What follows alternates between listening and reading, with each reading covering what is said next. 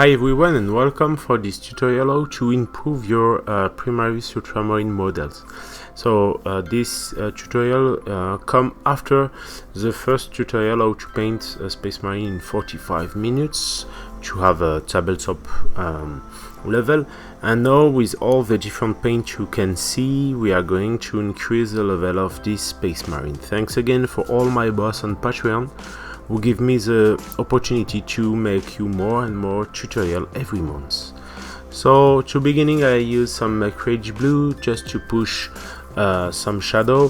The all first step will be about the armor, to be sure all the blue of the armor is totally fine with very strong contrasts and with nice transition. So for that I use some Macrage blue very diluted and I push on every part who take shadow. After that I make the same but for more highlights with Dwarf Guard blue. If you already have seen the first tutorial, so you can see this is exactly the same kind of paint, but this time we are going to continue the work by using very diluted color and very diluted layer to have a better and better transition on our different color. Now with some Techless blue I come back again to push my highlights on the different elements like shoulder, helmets, and every small part of armor will be totally a detail, just to be sure every part will be we have a clear distinction. For example, right now I use some Techless and white to continue on every edges to push my highlights and to make sure every part will be totally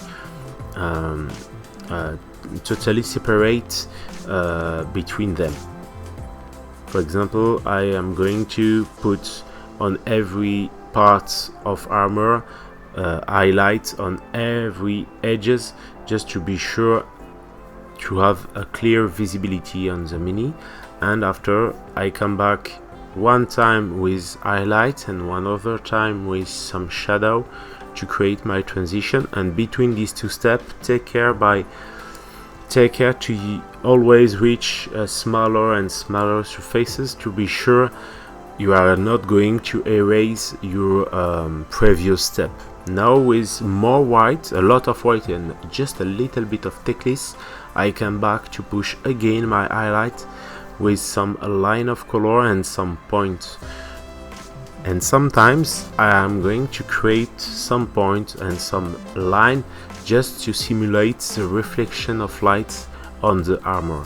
For that, if you don't know where you can put this, you just have to take a look to your miniatures, just primed in white or in black, just under the light, just to be sure you are going to see the different reflection. If you don't remember it, just take a pictures just under the light so you can see the different parts and the different line of reflection, and you can exaggerate it to be sure you have a nice effect. So now just with only white but very diluted I make my highlight, and now again I come back just to make my transition like that. And by making it a lot of time with very diluted color and by using just a little bit point of light and line of white, we are going to have very more powerful armor and with strong contrast and very nice transition. Now with some black and some Macrage I'm going to create more and more contrast again, and I clearly separate the different elements once again just to be sure the light will be very powerful because shadow is strong. This is pretty important. So now I come back on the leather. For that I'm going to use some very diluted black. You can always use diluted black with the blue we already used. That can work on the leather, but for the moment I use that. And now I'm going to dilute my leather brown with a little bit of white color just to push more highlight on the leather and create some kind of texture on the leather. For that, I'm going to use the imperfections, the different line and points I'm going to put on this leather to push more life in this part. Now with more white and just a little bit leather brown, I come back and I make a second highlight on every part, and I try to push in focus on the edges, because this is the part where the leather will be the more texture, the more there are more life. And I continue just with some sienna color from Pro Color by making some very diluted layer just to push more a little bit more shadow and a more deep effect into my leather. I make the same with some dark sea blue, and to finish I come back with a little bit white to push again and again my different contrasts, first on my non-metallic metal, but by the way on the leather too. You don't need to have a lot of color on your brush. Never forget, one way to control the paint is to have just a little bit paint on your brush, and as you can see on my brush I have just a little bit at the end of my of the hair of the brush. I just have a little bit of paint. So now I come back again with white, always with the white, just to push again my highlights on the non-metallic metal. And now I'm going to make the same with yellow, some matte yellow from Prince August. My objective is simple, because I want to have very strong contrasts on my gold non-metallic metal. So I come back and I push again my highlight on every edges. As you can see, I tap my brush just to have a very strong color. Again with some sienna I come back and create more and more contrasts into my gold NMM. It's pretty important to have a very diluted color, but a very discharged brush to be sure to reach your surfaces and not too much large surfaces.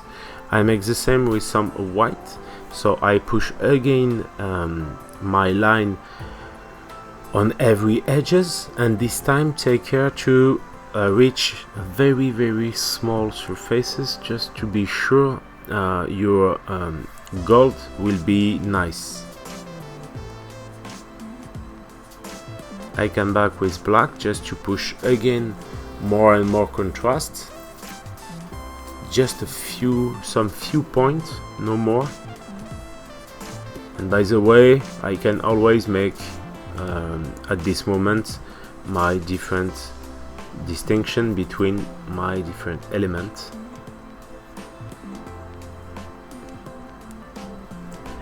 I come back with some green again, just to create some effect into the gold non-metallic metal. This is the scaly green.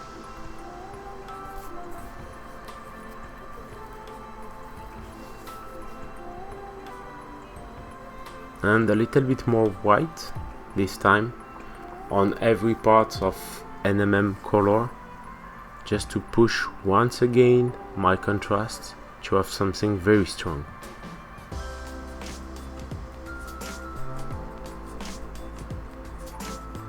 Now I come back on the red part with some Troll Slayer orange, just to push again my contrasts on the red part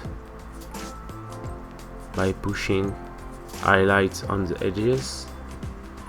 After that I mix just a little bit white on my Troll Slayer orange, and with that I'm going to focus on some few parts of the edges.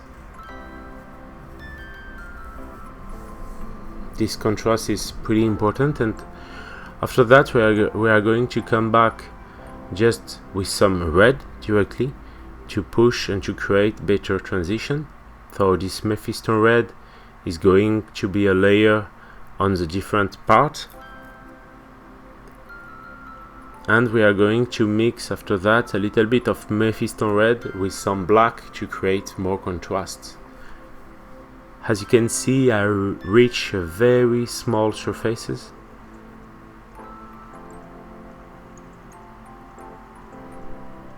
It's pretty interesting to paint a tabletop miniatures and after upgrade it to something better.